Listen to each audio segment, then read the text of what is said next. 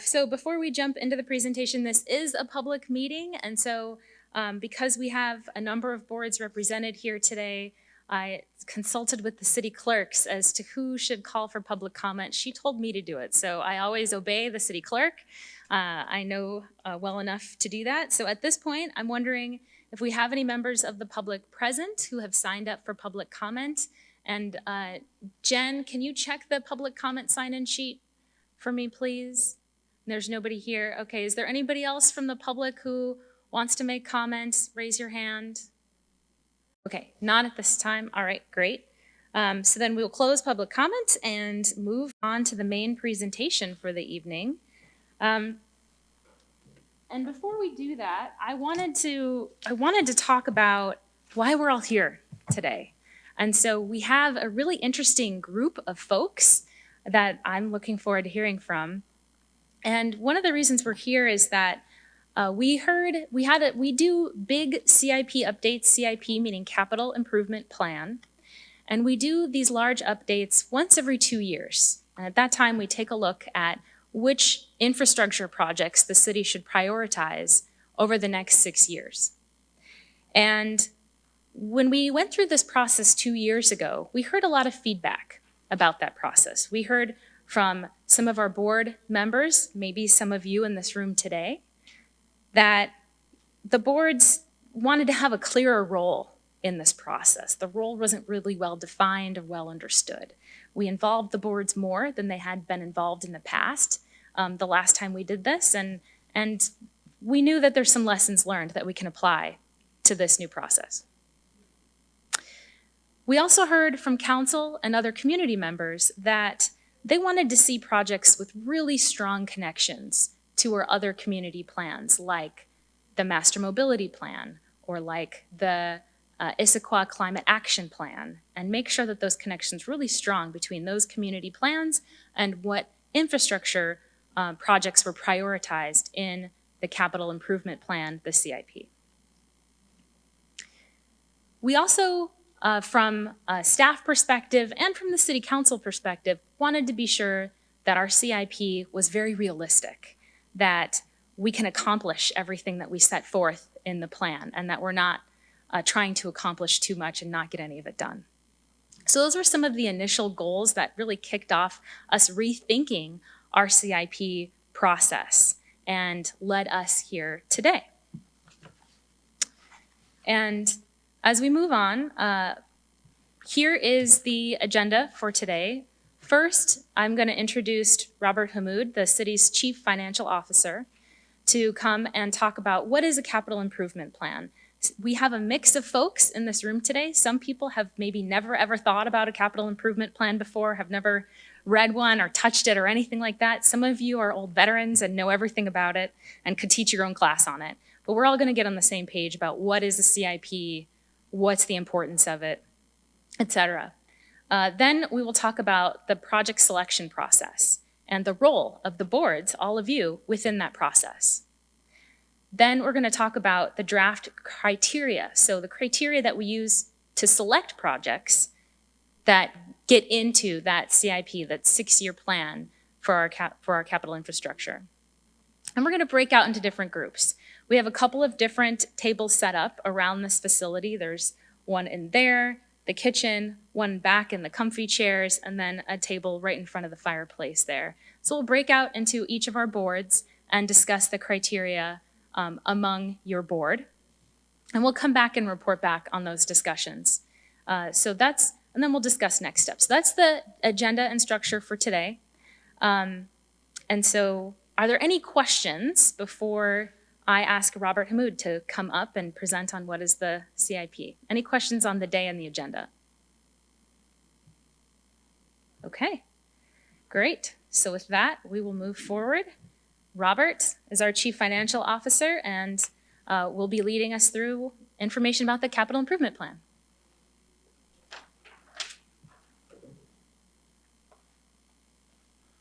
Thank you, Andrea. Good evening. It's great to be with everybody. So what is a capital improvement plan? This might be the first time some of you have heard this. Some of you are pros, so just bear with me if you've heard this before. What is a capital improvement plan, or CIP? First and foremost, the CIP is a capital planning document, not a budget. And just to take this into a context, council approves this, but it's an advisory approval. So they're approving a plan that's a 6-year plan that they reauthorize every 2 years. We have a couple slides with the detail on it, but it's just a blueprint. It's not the actual budget. So it's a blueprint of what the city wants to fund, how it's going to fund it, what programs it's going to spend in a 6-year period. So it can be amended and changed during those times.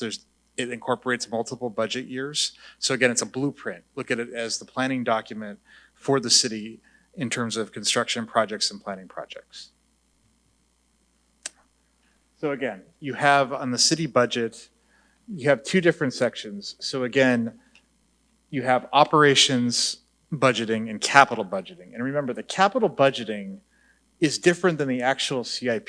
So both of these, the operations and the capital, are approved during our budget process every 2 years by council and amendments as needed throughout the years. But operations, typically it's ongoing costs and activities. So think of personnel costs, police, public services, recreation services, anything day-to-day with the city, streets maintenance, as far as just repairing a pothole here and there, buying a sign, not a heavy construction project, not a pavement project, for example. Small supplies, tools, and small equipment. So small everyday purchases to keep the city going. If it's a piece of pipe, if it's a light, small items. And then contracts for services. For example, the city of Issaquah contracts with Eastside Fire and Rescue. That would be part of the annual operating budget. So would the city of the municipal court would be part of that operating budget as well. With the capital, it's different because it's one-time multi-year projects. So again, it's say repaving 3 miles of a road. But it might not just be 1 year. It could be a 6-year project. You take segments each year. First you have the planning, design, then you have the actual construction. And so there's a lot of different projects that fit under that umbrella. Think of streets, parks, utilities, other infrastructure improvements, building maintenance, for example. Large equipment acquisitions, it's a little bit different. That's not an actual project, that's its own program, what we call capital outlay, where you buy vehicles and equipment to support the city infrastructure. Substantial maintenance and repair of existing infrastructure. So again, replacing a water main underneath your street, repaving the road, rebuilding sidewalks in front of your house that are uneven. Those types of items would fall under these typical projects.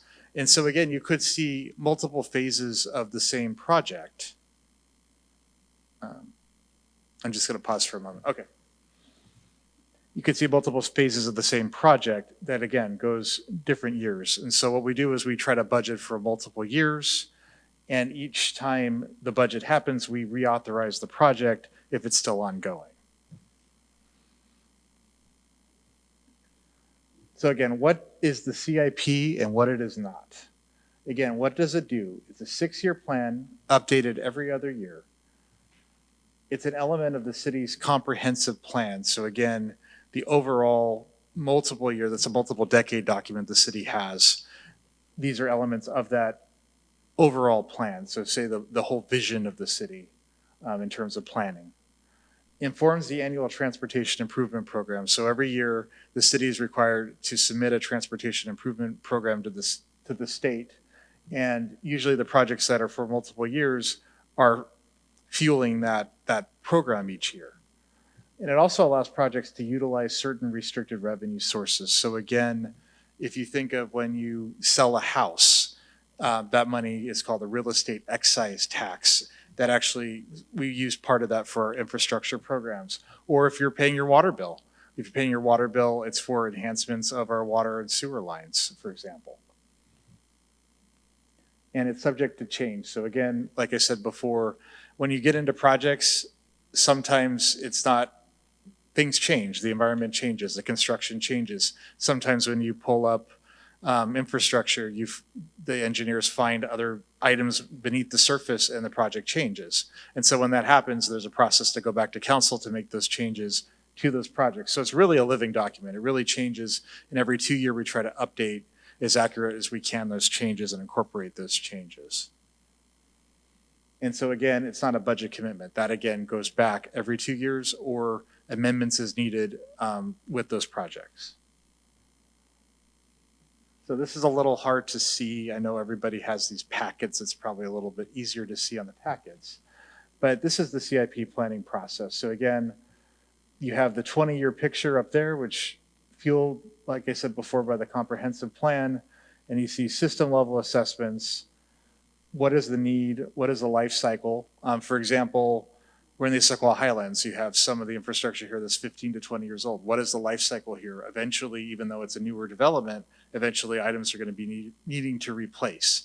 So that would fit under that long-term picture on top. Examples, master mobility plan, we have the park strategic plan, utility system plan, city strategic plan, and climate action plan. I know a lot of these incorporate the boards and commissions that you're on.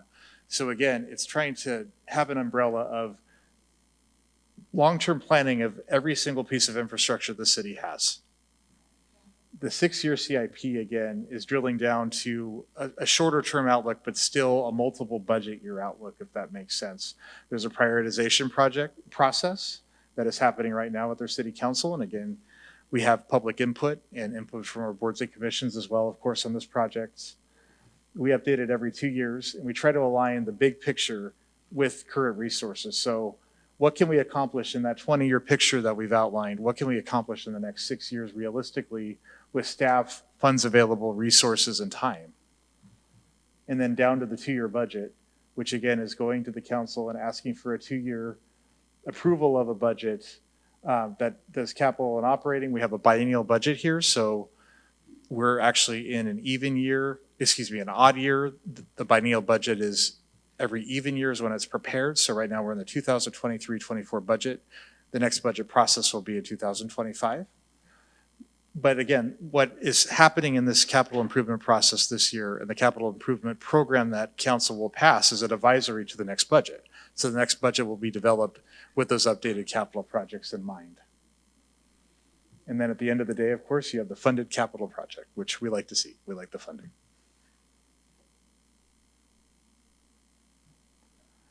So really fast, I'll just go over the asset categories that we have. And so again, we have transportation, parks and trails, municipal facilities, technology and systems, water utility, sewer, storm and surface water utility, and capital equipment. So again, these fuel our capital process. With the CIP itself, it's everything except for the technologies and systems and some of the capital equipment. Everything else will be in the document. So again, the heavy infrastructure, the roads, the sewer system, the water system, the parks, the trails, the municipal facilities, that will be all included in the document that's being worked on right now.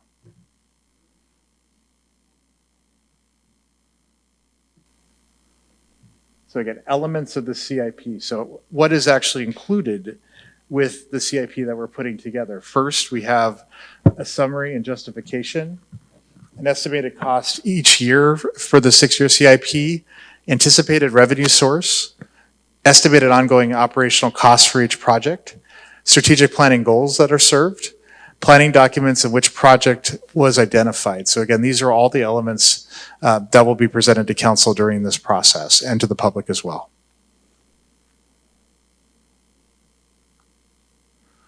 And so drilling into the selection process, and we already showed this process here. This is my cue. There you go. I don't want to kick you off, but that's my cue here. So are there any questions for Robert about what is a CIP or what is in the CIP? Yes. I would like to know, what does it look like? Sorry. I would like to know, what does it look like in the budget? Like how does it fall into the budget when you look at the budget? And how does that fluctuate the numbers that the budget works with? Sure. So what's happening this year with the CIP is we're presenting a document that'll have an estimated cost of each project. But of course, as I mentioned before, those costs change. So each budget when we have an operating and capital budget document. We have a link on our website. We can provide you with that as well.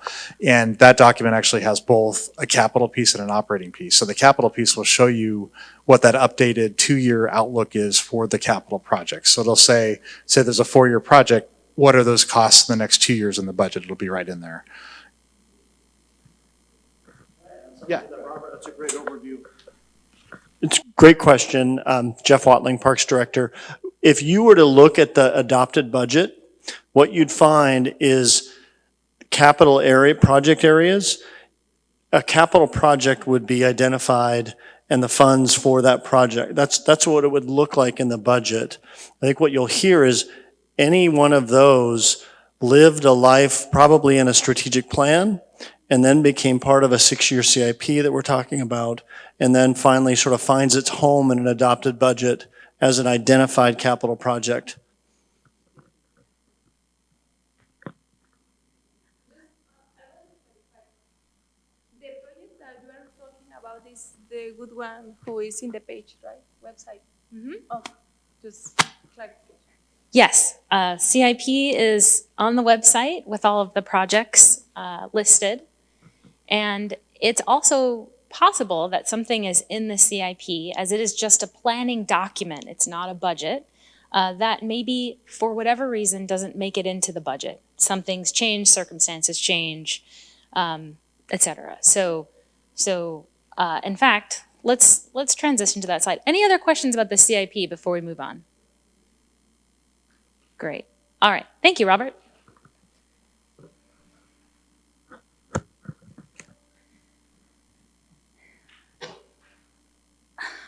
So you've seen this graphic before. Robert gave a great overview.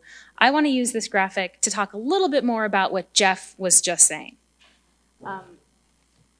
The shape of this graphic as a funnel is not an accident. And so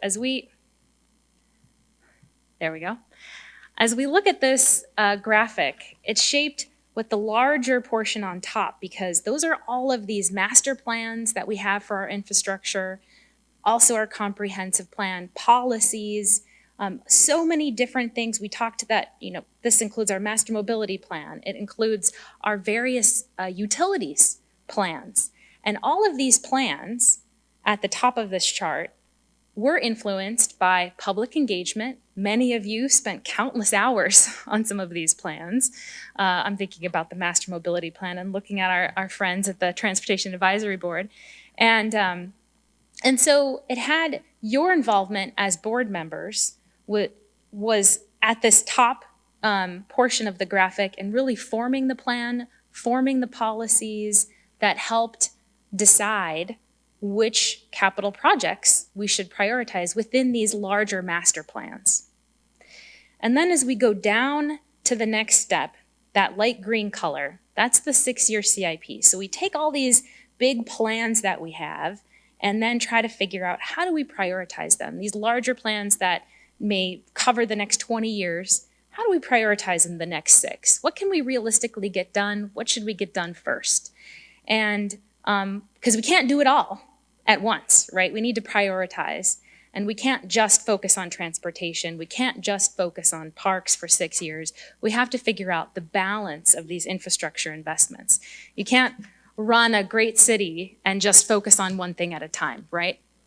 And so that's really what the CIP does, is this planning document to figure out what's the next focus for the 6 years. So that's fewer projects considered in the CIP than in all of those master plans. We're kind of boiling it down. And that's where we are in this process. We're drafting the 6-year CIP. And to get from all of those master plans and all of the projects within all of those master plans to what can we do in the next 6 years? What should we do in the next 6 years? That's where the project selection criteria come in to help us pick and prioritize. And that's what we're really here to talk about tonight. So if we're wondering, where are we in this big process? We're in that middle light green square. And then from here, we look at the CIP, and as Jeff and Robert were saying, we're going into a 2-year budget. We look at the CIP. What do we have planned for those 2 years? How can we fund those? How does that fit in with all the other operating costs that Robert talked about? Okay. And then we have a funded capital project. So important things to take away from this slide is the board role, as I said, your role has been informing those master plans. The next part of your role is going to be informing us, providing feedback tonight on what are those project selection criteria? How do we prioritize among all the other things we have going on as a city? How do we prioritize which projects we really want to focus on for the next 6 years? So it's the criteria that we're asking for your feedback on. What we're not asking you to do is to go through all those lists of projects and pick the projects. We're also not asking you to come up with new projects on your own, because we have these other master plans that we're picking from. Those master plans have been vetted with lots of community engagement. City Council has adopted those master plans. So we're really asking you tonight, how do we prioritize? What are those criteria to help us prioritize? And then the 2-year budget. So the City Council also has a really big role in this, right? The City Council adopted those master plans. The City Council has often directed us to make those master plans. The City Council also is going to have a lot of say in the CIP. And so the burden doesn't rest solely on your shoulders as board members. The City Council is directing what are the goals and outcomes we want to see from this CIP process. The City Council also has provided some feedback on the criteria. And once we come up with a draft CIP based on the criteria that we're going to discuss tonight, the City Council will be responsible for taking a look at those projects and providing feedback. Did we get those projects right? Should we include a different project? Should we not do another project? The City Council will then adopt the CIP, and that will be direction for us in the administration, the executive branch of government, to then move forward and try to implement on that plan and put it into the next 2-year budget. So there's roles for each of us in this creation of a CIP at each one of these steps of the process. So I want to pause here and ask, are there any questions about the board role in the drafting of the CIP process or in this kind of funnel shape that we see here? And I'm going to do what Tim hates and touch his mic. Well, it's because we're recording this. I want to make sure that people at home can hear. My question is just understanding from this point to that final adoption, like what is the general time frame that we're talking about? Like, and then I think I am curious, like if there are specific plans around beyond this engagement, the rest of the board engagement on the CIP process.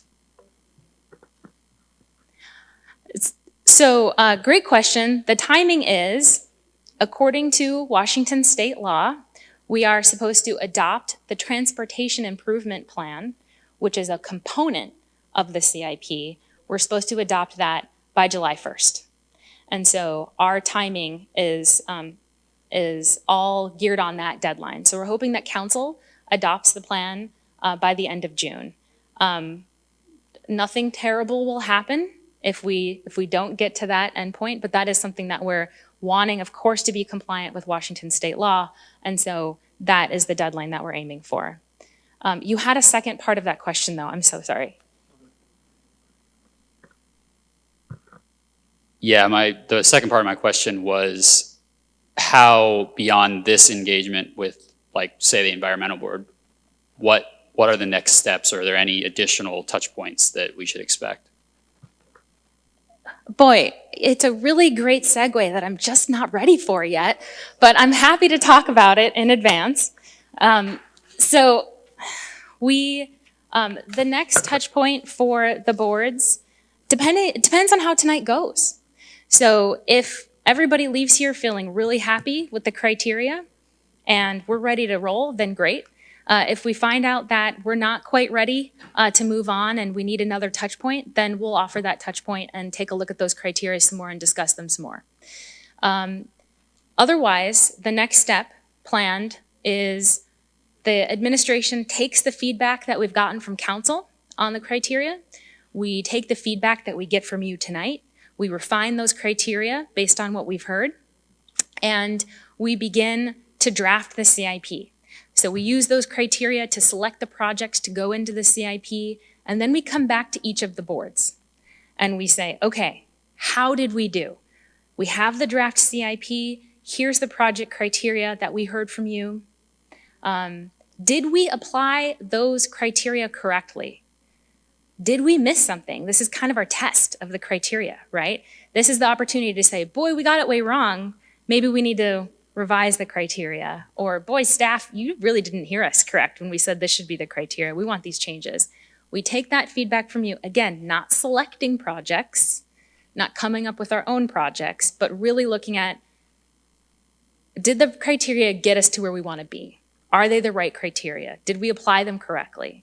And then we take that feedback from you and we give it to council. And then council wrestles with those questions and revises the CIP based on the feedback that you've provided us. We're going to talk a little bit more about that later, but I'm happy to answer that now. Okay, any other questions about process and board role versus the council role? Okay, great. So now let's actually talk about those criteria, right? We've been talking around it for most of the evening, so let's talk about it. We have in the back of the room, if you don't have a packet, and this is hard for you to read, this slide is hard for you to read, I encourage you to get a packet. It looks like one of our lovely staff members, Jen Fink, is getting packets to pass around if people need them. So raise your hand if you want to grab one of these so you can see these a little bit better. I wanted to, while she's doing that, I'm going to back up for a second and say that things have changed a lot since the last time that we did a large CIP update just 2 years ago. Couple of things that have changed. We have an Issaquah Climate Action Plan. That wasn't ready or adopted 2 years ago when we did the CIP. The Environmental Board was working on it, but it's pretty new for us. We also have a new Equity Board. And we wanted to be able to update the criteria acknowledging that these two things have changed in our process and should necessarily inform our capital investments, our infrastructure investments. And the other thing that has changed when we talk about process is we have council committees now that we didn't have 2 years ago. So trying to fit all these things into our new process. Changes to the criteria. On the first column, you'll see these are the current criteria that we have used for project selection in our CIP. We've taken a look at these. We have looked at other cities' criteria. Do we have other peer cities that are doing it better, that have something else that we haven't thought about? We looked at these criteria in relation to the Issaquah Climate Action Plan, in relation to the equity framework, and tried to figure out how can we improve on these criteria? What are some changes we should make? And should we start from scratch? And as we looked at it, we realized that our criteria are pretty good, but they need some tweaks and they need some revisions. And so we're not necessarily starting from scratch. We have a pretty good idea, but we have made some proposed changes that we really want to discuss with you tonight and get your feedback on. So first, as you can see, between that first column, current criteria, we've had life safety as a current criteria. Does it improve life safety? Does it address a life safety concern? Proposed criteria includes the idea of a legal mandate. In some cases, we are legally mandated to provide different types of infrastructure. So we wanted to make sure to capture that. Community priority pretty much stays the same. We wanted to make sure that we were addressing a community priority that was tied to one of those plans that we have been talking about, one of those infrastructure plans. So that's going to be important, and we'll have to demonstrate that for a project to get into the CIP. Conformity to the strategic plan and the strategic plan goals. Our strategic plan, we always want to guide the work that we do and the investments that we make. That hasn't really changed here. Environmental impact. We just had a question on, is this good for the environment or is it bad for the environment? And we just felt like we wanted a little bit more nuances. We wanted a little bit more detail. And so we have revised that to be more about climate resiliency or providing an environmental benefit. So does the project protect vital habitats, ecosystems, or natural resources? Does it reduce pollution and or address an environmental concerns? We raised the bar a little bit for projects to be able to meet that environmental or climate resiliency, environmental benefit criteria. And then we had a criteria that we've used in the past of identified funding source. That means, do we have grants for this project? Can we identify resources for this? Because if we have a grant, that makes it a lot easier to do the project. And we've expanded this a little bit. We want to make sure that in addition to having funding sources, that we have staff resources, that the global supply chain, we have control over that, because sometimes there are aspects of our infrastructure and building infrastructure that are really, really hard to acquire right now because of the global supply chain, creating a year or even 2 years of a delay on getting certain types of supplies and equipment. And we also had a criteria of replacement or repair of existing infrastructure. We tweaked with that a little bit to come up with replacement or capital maintenance of existing infrastructure. There's kind of the day-to-day maintenance that you do, and then there's maintenance on roads or replacement of water pipe or things like that that are much bigger. And so we wanted to reflect that maintenance and asset management, maintaining our existing assets really well. And then we have 2 new criteria. One is on equity, and the other is a long-standing commitment. So we wanted, again, to reflect the new equity framework that we have from the city and the work that the Equity Board has been doing, and add this to our criteria. And that equity criteria currently is defined as, does the project benefit all or most residents or employees in the city? Does it improve equitable access for a subgroup affected by geography, language, ability, or other social disparity? We know that this is imperfect. We looked around at other groups and other cities, and we couldn't find one better. So we really want your help tonight, especially the Equity Board members, to make this a lot better than what it is. We know it's imperfect. And then the last criteria that is also new is longstanding identified need or commitment. Has this project been included in prior CIP updates? Have we heard from the community that this is really important and we've made previous commitments? The council, this was a criteria that was added by our city council in January at the city council retreat to make sure that we weren't losing track of promises that had been made to the community in the past, that we wanted to make sure that we carried through on some of those projects. And that's going to be a criteria that the city council will continue to define. And so as we talk about these criteria tonight, I welcome your feedback, but this one really is a criteria that the council owns and wants to define further for themselves. So we're going to get feedback tonight on each of these proposed criteria from you. I really look forward to those discussions. Want to pause right now. Are there any questions on what these things mean? Okay, and I'm going to be like a talk show host and make my rounds again. Hold on. Yes. Hi, so it sounds like there are working definitions for at least some of these, and the definition is probably more important than the specific word. Is there somewhere where we can see what those are? Yes, we have packets available in the back. So does a staff member from the back, can you bring a packet up? There is a handout on the very last page of the packet that gives you definitions. Thank you for asking that question, that helps. Page 45, thank you. Yes, sorry about that. I should have explained that further. So that gives the definitions. That's really what I would like you to look at tonight. Do those definitions make sense? How can we tweak, revise those definitions? We're going to get to that in just a second. Anybody who needs a packet, please raise your hand.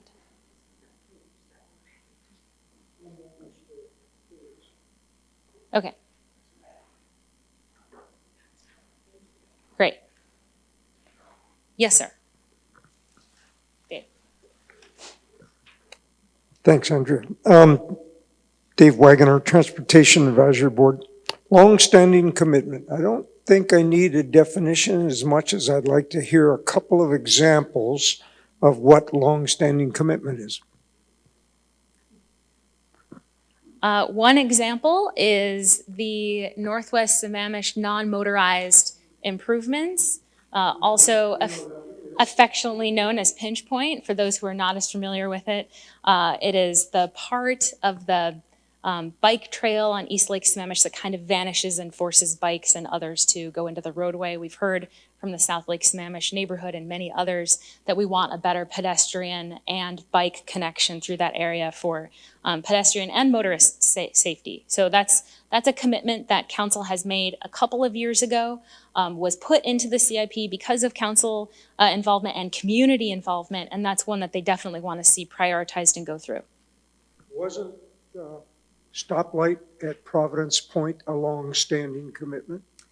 Another great example. There was a stoplight. We've completed that project. So because we've completed it, it's not going to be in the CIP. But yes, that was another example of something that wasn't necessarily in a community, a strategic plan or a master plan perhaps, but was something that the community came forward and said, we really want this. We really think we need it. Council came forward and said, yes, make sure we make this happen.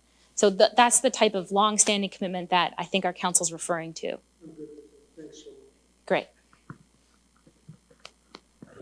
My question is similar to that one of trying to wrap my head around long-standing commitment, because if it is a long-standing commitment, wouldn't it already be included in one of those 2-year, 6-year, 20-year plan? And so what's the difference between something that we've already committed to versus something that there's another level of commitment? I'm trying to understand that one too.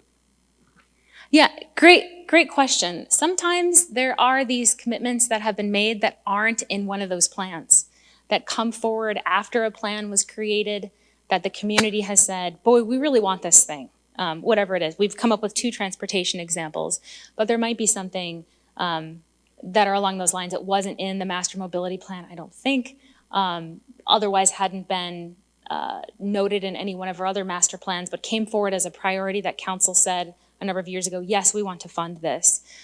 There are going to be other examples that come up, and that's why council really needs to define this, because I think there's lots of projects. If you looked in the CIP, there's a whole list of unfunded projects in the back of the CIP. They're going to be going through that list and other projects that have come up through community feedback, through council feedback, and really selecting what they mean. I think it's difficult for us to define exactly, except council kind of knows it when they see it. So that's kind of the best that I can offer. Does that make any sense? It is squishy, which is why council, they're going to be the ones that really own this criteria and help define it further. Yeah.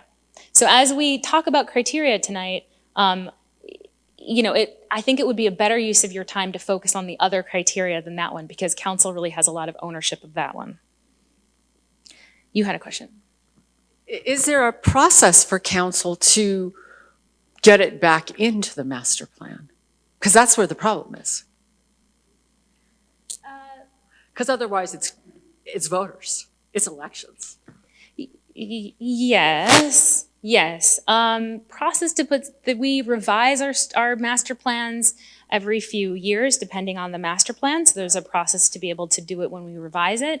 The other part is those master plans are policies and plans, but we also have, if you remember from that funnel graphic, steps along the way that we can influence the process. So they can just inject it and say, this wasn't in the plan, but we want it in the CIP. Yeah. And using the criteria to get in. Exactly. Yep. So is that one? Yes. And I see one more question. Hi. My question is, these are written as yes/no questions. Is that the intent here, that they're binary, or are we going to be waiting or figuring out measures? That is the perfect segue. Thank you so much. Love that question. So how are we going to use these criteria? Great question. In the past, they have been yes or no questions. So in the past, when we had that current criteria, it was yes, no, check the box. Moving forward, we're going to go with a tiered system that's red, yellow, green. So how much is this a community priority?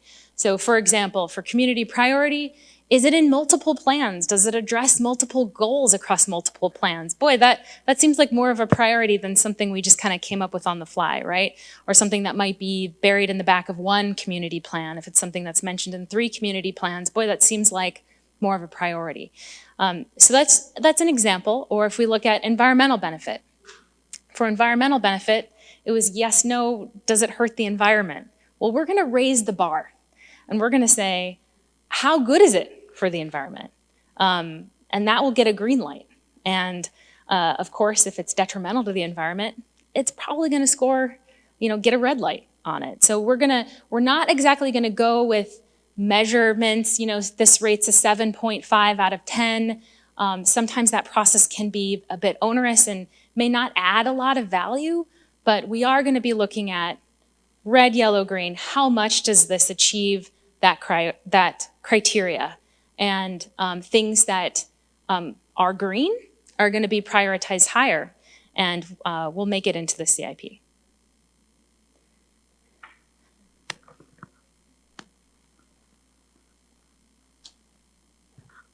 Thank you. I actually had a slightly different version of that question, which was kind of taking a step back. How do all of these different criteria kind of interplay?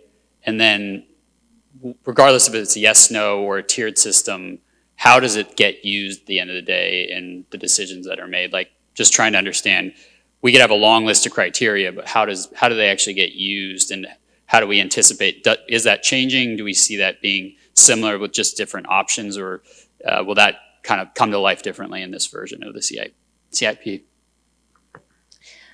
So next month, the staff are going to provide submissions to the CIP. So they're going to say, here's a project that we think should be included in the next 6 years. Give us a project description, and also tell us, how does that project line up with these criteria?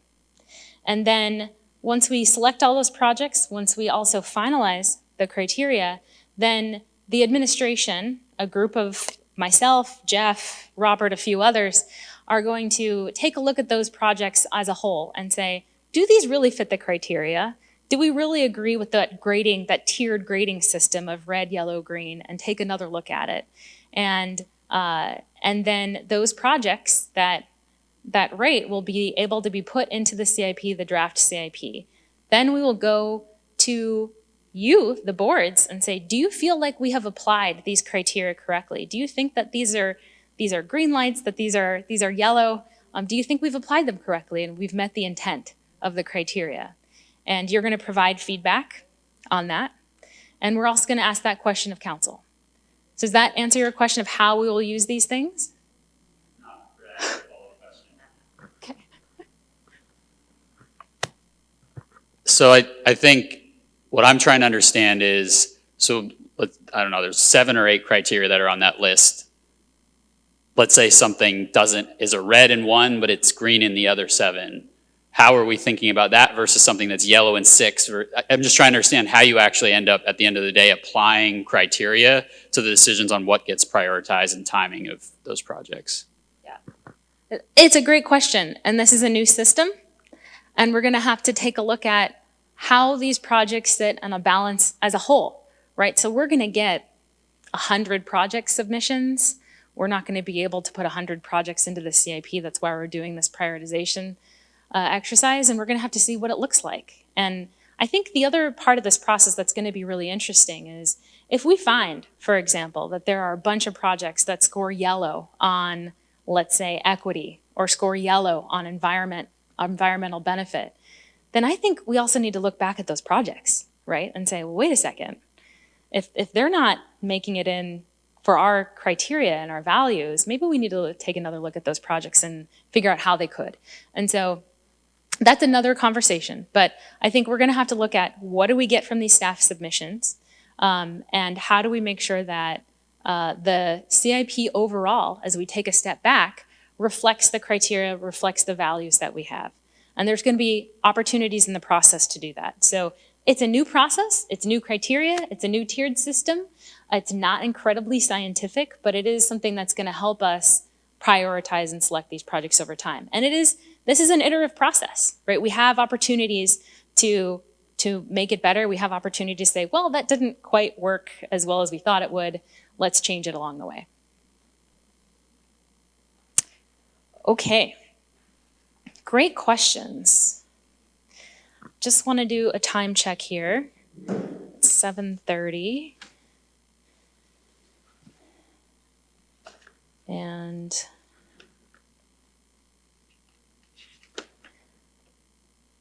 okay, we are about to go into our selection process, breakout sessions. Before we do that, really quick, going back to some of the things we've talked about on what the board role is and what that process is. So first step here in this graphic, you can see boards refine the criteria. That's where we are tonight. Second, we want to get board feedback on how the draft CIP meets those criteria.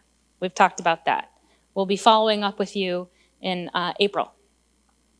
Then we give it to the council committees. We have council committees, mobility and infrastructure, planning, development and environment, safety services and parks. Each one of those council subcommittees will then be looking at a portion of the CIP that's under their purview for the subcommittee.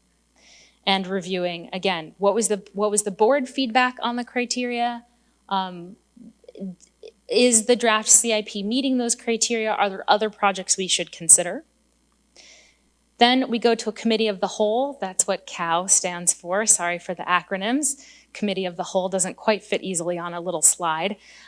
Committee of the whole, that's whole council comes back together and discusses what they learned in their subcommittees and discusses the CIP as a whole document. And then we move forward to, by then, having a document that all of council can support, hopefully, and we ask for council adoption of the CIP. So that's the overview of the process that's in front of us. So now, we're ready to go for a breakout. Before we do that, any other questions? Okay, so let's talk about what's gonna happen next. We really have two questions for you for the next 30 minutes. And those two questions are, looking at that list of criteria in the back, the last page of your packet, is this the right mix of criteria? Are there any concepts or themes we are missing? Or do you think it pretty much covers all the things we should when we consider how we should invest in our infrastructure? So that's the first question I'd like every board to answer in your groups. The second question is, let's try to avoid the wordsmithing. Should we use a or the or whatever? But do each of the criteria address or define the concept well? So you had mentioned, sir, you know, the definitions are really important here. I agree. So do each of these criteria, do they define the concept well? And then what concepts should be captured or better defined within that definition? And so this is the feedback that we're looking to hear from you tonight. We're gonna break out into our respective groups. We have your staff members able to record and capture your thoughts and feedback for us. I do ask that among your board, you select someone who can report out and represent your board when we come back together and report out to the rest of the group. So please select a board member to do that. We really wanna hear from you and not necessarily the staff who are kindly writing it all down for you. Great, well, thank you. It seemed like really productive discussions, appreciate that. These again, up here on the board are the two discussion questions we want to hear back from. So now is the time that we report out. I'd like each group to report out on what they thought, their answers to these questions, their feedback, and if you have questions of the people presenting, please raise your hand, ask a question, and we will go from there. If there's thoughts that you want to expand on, there's opportunity for that. We have a few minutes for this part of the discussion and report out period. So as you have thoughts, definitely share them. If you have questions, don't be shy. So Transportation Advisory Board, thank you. Okay, so I'll try to be quick here. The first one is not the first one. The first one is applies to the concept of identifying resources, and we just thought it was important to add the consideration of maintenance, not just fundability at the outset. We didn't think that was captured in the identified resources. So not just the money to get the project going, but also thinking about the long-term financial sustainability. How much, what will it cost, what will it take to maintain the project? Any questions? No. Okay. The second one, oh, yeah, we bounced around. We actually had a lot of fun. We always have a lot of fun. We bounced around a lot. We thought that this applies to the last one, the longstanding commitment.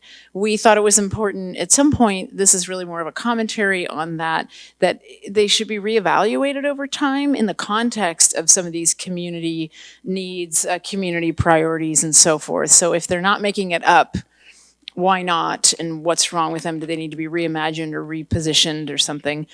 Somehow circling back to the community priorities, the planning that already exists. Moving along. This third one here, environmental criteria. Okay, so with the environmental criteria, we spent a bit of time talking about this. Because we're transportation, we wanted to make sure, we didn't feel like it was explicit enough. We felt it was too much left to interpretation of the administrators that might be doing this work, that a project might have an environmental impact on the ground as the footprint of the project, but in a transportation project, you might have some minor addition of, let's say, impervious surface, but to make something that's a lot more likely to promote walking, using a bus, non-single drive alone traffic, and that would have environmental impacts that might not be captured if left to chance, depending on who was interpreting that way it was written.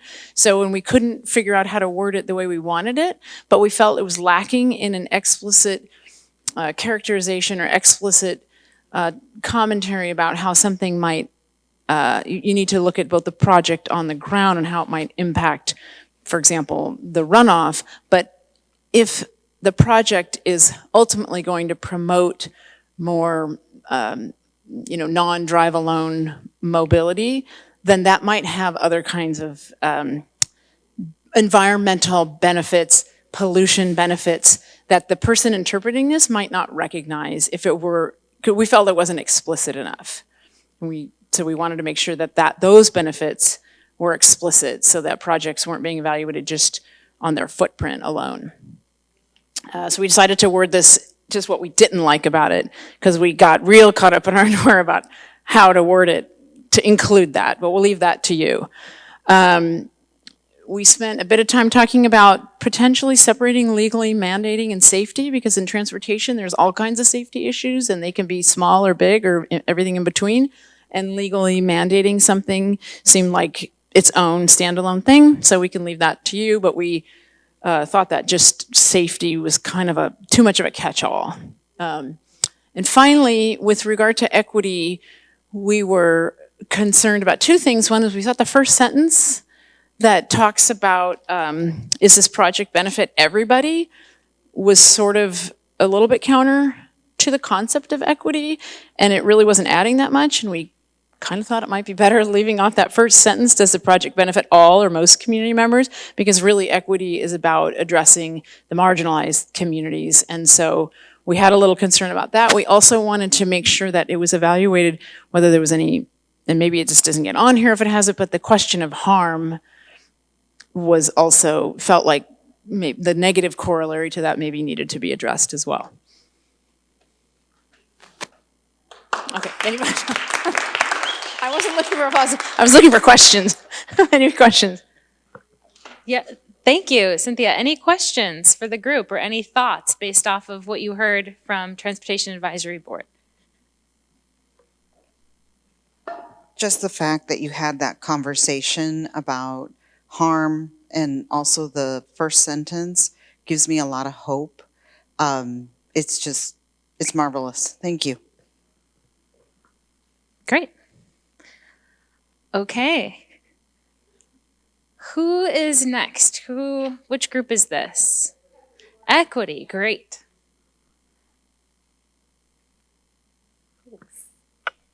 So I'm Preeti, representing the Equity Board. And so we had, I think, 4 points we wanted to really touch on with you all. 1 and 5 are actually the same thing.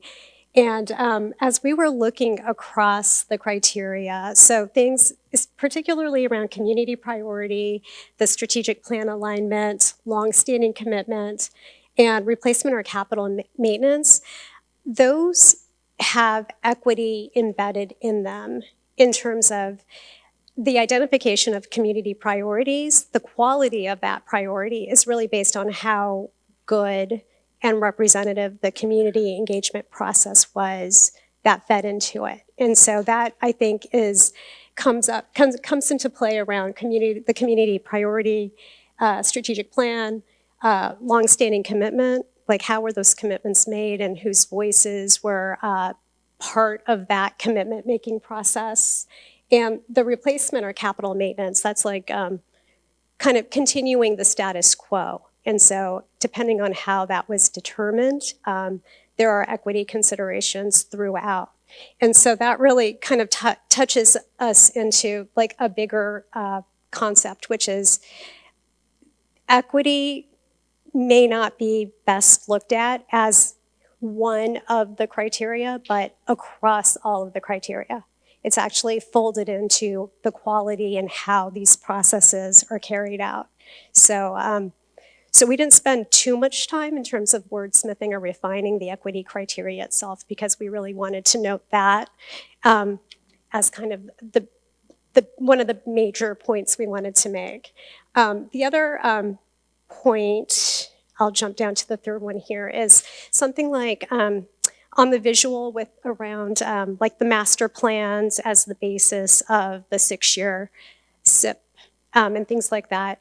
We're just wondering, you know, we know we're in a post-COVID world, and how much of the content that was generated from the plans perhaps a decade ago is still relevant now. So we just wanted to make sure that the updates to those types of plans actually ring true for our post-COVID era right now. I think the long-standing commitment criteria, I know we talked about it as being really squishy. It could also be very problematic. It smacks of a lack of transparency in how those commitments are made, and lack of transparency leads to lack of accountability. And so I would just encourage us to really be very careful in how we add that as a new criteria. And let's see.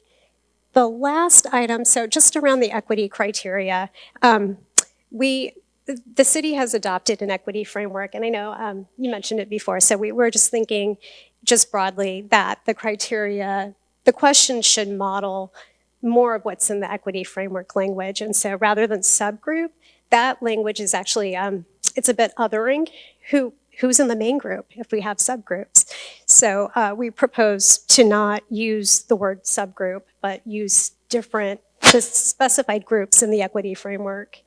And also consider, and I think this goes back to some of the harm question here, is like, what is the social impact of not doing a project versus not only what is the, you know, who's benefiting from a project, what is the impact for certain communities of not doing a project could also be a question to reflect on.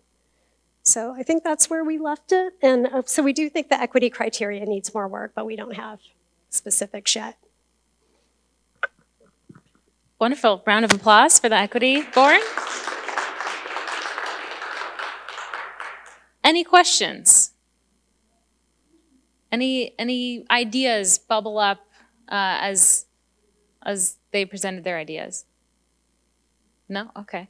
I want to make a note of lack of transparency, so I don't want to get that lost in your comments here. And yes. I just want to say we talked about similar concerns with that criteria as well. I just didn't cover it, but we did talk. I would echo. I think, wouldn't you agree? We talked about some of the same things. Yeah. So I just wanted to bolster that comment and say we had a similar concern.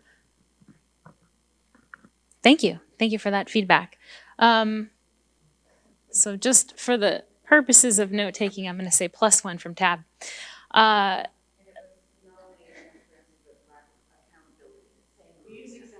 Not only lack of transparency, but lack of accountability.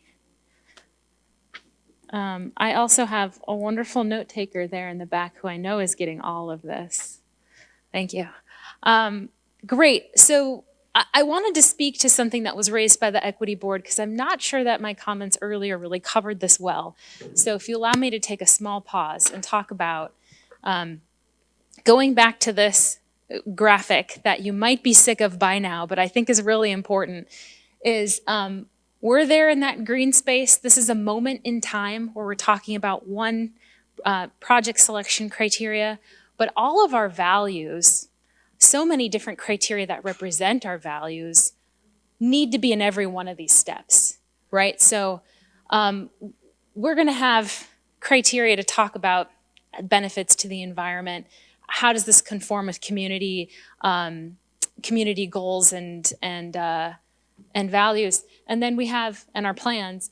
And then as we kind of filter down on this funnel, we also get to the funded capital project, which is going to be more specific. We're going to really dial down on how this project is designed, how we're going to build that project. And we also need to incorporate all of those criteria within that process, right? So every step of the way from the planning process, how did we address equity in the planning process? How do we address equity in the engagement process of the planning process? How are we using it to select the projects in the CIP? How are we using it in our budgeting process? And then finally, when we get down to the very detail of what this project looks like as we draft up those construction documents, we're going to be able to identify, again, how are we making sure that as we construct this project, as we maintain this project, that we are applying the equity framework, that we are applying the equity principles that we have. And that's true for our environmental values, that's true for all of our values, right? And so you're absolutely right. Many of the things that we're talking about tonight are intended to be included throughout that entire process. So this isn't just, we have one criteria, we check the box, we're done, we considered equity. Absolutely not. But we do think it's important to take this moment in time while we're in that green square to say, wait a second, how are we ensuring that our selection of projects and the balance of projects within the 6-year plan does address equity? And so that's the point. But you're absolutely correct. We're not done. This isn't meant to have one criteria and we check the box and that's it. We don't need to think about it again. Absolutely not. All of the things we're talking about tonight, we really need to think about every single step of the process, from brainstorming and concept through construction and then maintenance. Okay, great. Next, we have this one with particularly excellent penmanship. Environmental Board. Hello, so I'm Rishi, representing the Environmental Board. So to start, in our discussion of all the criteria holistically, we were thinking that we're concerned about the red, yellow, green concept as not being particularly specific enough or consistent across the board, specifically since some of the criteria are like yes, no, some of them are more of like a benefit versus harm, and it's unclear how those criteria will be considered. So if we transition then specifically to the Environmental Board criteria, it mentions, does a project protect vital habitats, ecosystems, or natural resources, reduce pollution, and or address an environmental concern? So our concern is that with the red, yellow, green, is the red like the bare minimum, like it doesn't enhance the environment, or is it causing harm? So our proposition to that would be to propose 2 criteria, one of which is checking whether or not the project is enhancing the environment or protecting the environment, and then one of which is considering like climate resiliency. So is it working on decarbonization or greenhouse gas emission reduction? And aligning that harm versus benefit and making sure that's covered across the board. We also want to see that the criteria looks, we're wondering whether it looks at the, the purpose of a project, or if it's looking at kind of like the actual implementation of that project. And so we want to see the environmental impact for all of the projects, in addition to, is this project aiming to, help the environment in this way, or is it causing harm in this way? We also want to see that there is a criteria that covers, or involved in some criteria, of maintaining the historical character or community. So ensuring that the historical value of something that may be altered due to a project is also considered as part of the larger equation in determining whether that project or how valuable that project is in comparison to other ones. We also are looking at, like, in community priority and the strategic plan goals, the criteria mentions, like, is it in direct response to one of the specific goals? But we think, like, the flip side of that argument is also essential. And does this project conflict with any existing goals established in any of the other plans? And again, we'd like to reiterate what the TAB group said at the start about looking at the life cycle and ensuring that the projects are also sustainable in that we're considering that, okay, is this going to last over 25 years, or can we fund it a little more and look at it lasting perhaps a larger time frame? Hopefully I've covered most of that. Do we have any comments? Okay, great. Are there any questions? Yeah. Okay, thanks. On the tab, we were looking at on the environmental side between mode change and footprint. And I wasn't sure if I got the two environmental criteria items that you were talking about. Yeah, so we're looking at like we're looking at like climate resiliency and then environmental benefit. So climate resiliency would be like footprint, and then environmental benefit would be looking at the other components like streams and wetlands.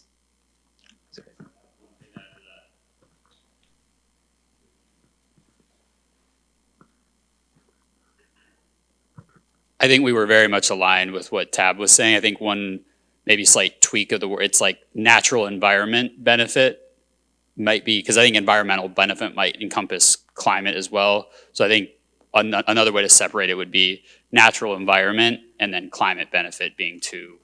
They're distinct and sometimes at odds, to the point of what you were bringing up, Cynthia.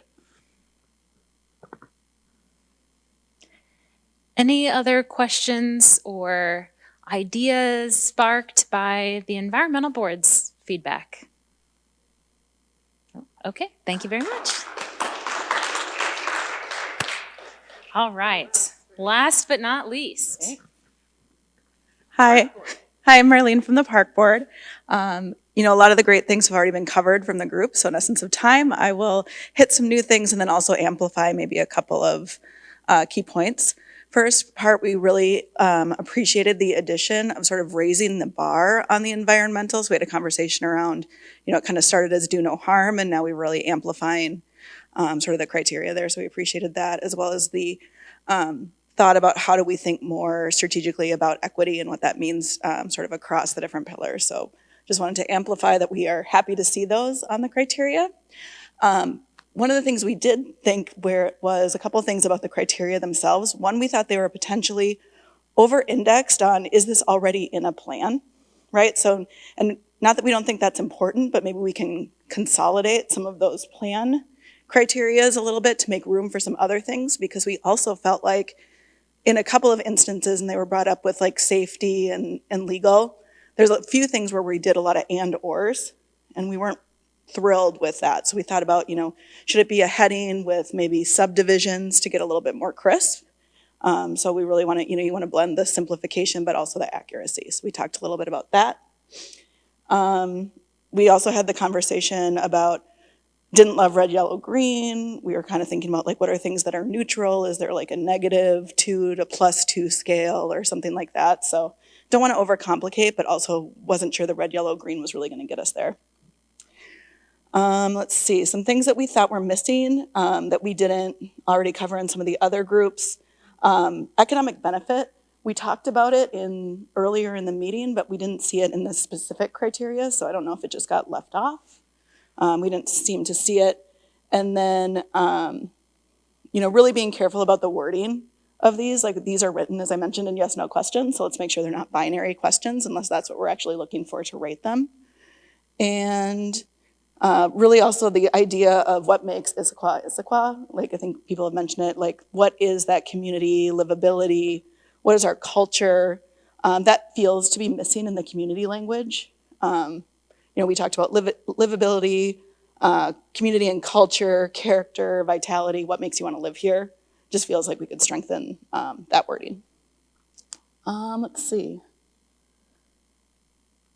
Yeah, I think we've covered off a lot of the other stuff. I think just, figuring out the right wording for equity, we just didn't think it was nailed. So we'll let other experts figure that out, but that was there. And then we also thought we had a conversation about when is the right time to bring funding conversations into this? And is the idea that you have funding, should that be a criteria at this point, or is that more in the 2-year budgeting? Like, we're just kind of curious about where does that criteria sit? Anything else I missed, guys? All right.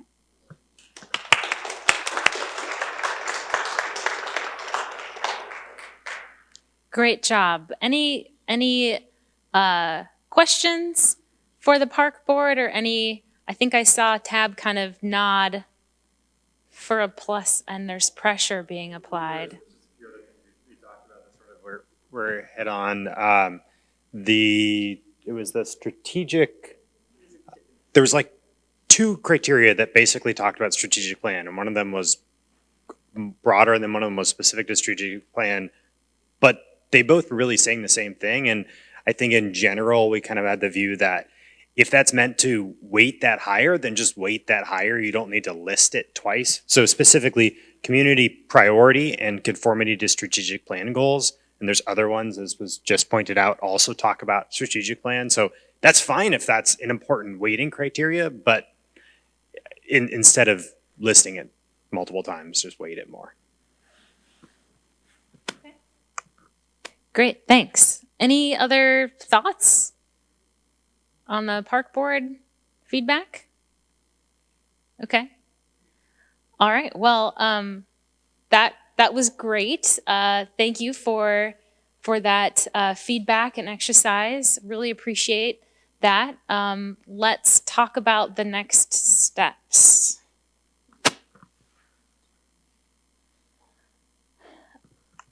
So here we are in February already somehow, and meeting today. Thank you all for the wonderful conversations and great feedback. We're going to take that feedback. We also received some feedback from City Council earlier this week that we need to incorporate and revise our criteria. We're going to take a look at, I heard a lot of comments about red, yellow, green, and that as well, and how we phrase some of these questions, so kind of the structure of what these criteria look like. So we're going to take a look at all of that. Thank you for your feedback. And then we will use this feedback to help select, once we have the criteria finalized, we will use that to help select some of the projects, and then we'll come back to you. So like I said earlier, in March, we're going to get some of these staff proposals. We want to report back what we heard from you as we synthesize all of this information. And then in April, we'll come back to each of the individual boards here tonight, and we will look at the draft CIP. And the main question to each of these boards will be, did we use the criteria correctly? Did we capture the intent of this conversation this evening? Did we apply the criteria correctly to these projects? What have we missed out on? How can we still improve this? What are some of the lessons learned as we test the projects against this criteria, and making sure that the overall CIP really reflects these criteria, right? And then following that, once we have your feedback, we then in May will go take that draft CIP, take all of the feedback that you've offered, and take that to the council committees and present that information to them. So we have, as I said earlier, 3 subcommittees of the city council, and they will be looking at their particular assigned sections of the CIP in relation to your feedback, providing changes to the administration they would like to see, and then we bring it all together in June. And at that committee of the whole, the COW as it's listed here, committee of the whole, we look at the CIP as a whole. All the council members will meet together and discuss the document, make any other final changes they would like to see, and then we're looking at adoption of the CIP hopefully by the end of June. And then we will continue to work on, somebody asked about where does funding sit in all of this? Funding is a big part that we kind of consider throughout this process, right? Like I said before, if we have grant funding, that's something that's of a consideration. Sometimes we have grant obligations that we need to consider. Sometimes we need to work with the city council to identify additional funding that maybe we don't have, but we need to find new revenue tools. And so that will be an ongoing process depending on the priorities in the capital improvement plan. Are there any questions about next steps? No, okay. Great. Well, ooh, out of left field questions. It's like trivia night. Oh, good. This one's for Jeff. So yes, please ask it. So, Jeff, you know I was on the cemetery board for many, many years. And one of the things I know that we didn't ever address is a brand new cemetery for the city of Issaquah. Is that in the master plan to buy a brand new cemetery? That's going to be a capital improvement issue. And when I looked at that funnel, I'm sitting here thinking, I know my mind is supposed to be in Transportation Advisory Board, but all of a sudden I said, hey, we never put that in there. We never put a new cemetery in that master plan, and it's going to be a major capital improvement to buy that cemetery. So I got, in the military, we call it two prospects, actually. We target of opportunity, that's what we refer them to. So there's target of opportunity 1 and 2. So that means please take this back somehow to the council, that has to go in the master plan. We're already under that 20-year time frame. That cemetery is going to be full in less than 20 years, and we're going to have no place else to go. So target of opportunity, hand grenade out of left field, but it's really important that those words be said because it got left out.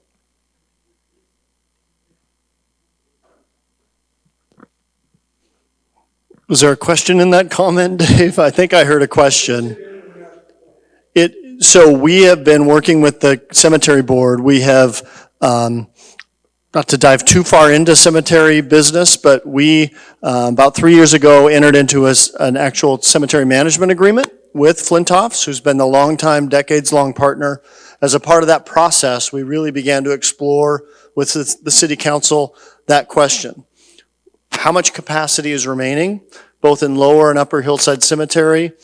How do we increase capacity within the cemetery, the property that we own? Right, and how are we continuing to address that? And then, no, there is not a specific, hey, let's go out and buy more land for a cemetery. That is a policy conversation that still is yet to be had and needs to be had with both council and community. If you need somebody to send into the council, send me in, Coach. It's time to talk about that issue.